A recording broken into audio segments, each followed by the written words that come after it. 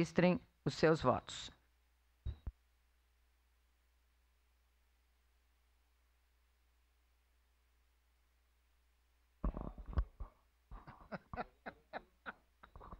Voto sim, senhora presidente.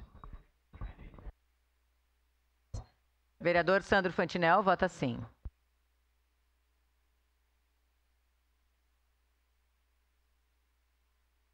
Voto sim, senhora presidente.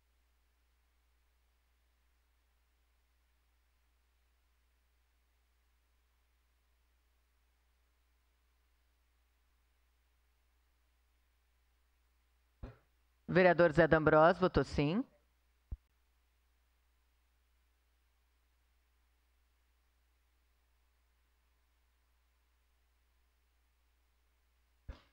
Encerrado o registro dos votos, encerrada a votação, a moção número 22/2024 foi aprovada por maioria das vereadoras e vereadores, com votos contrários da vereadora Estela Balardim, do vereador Lucas Carenhato e da vereadora Rose Frigeri.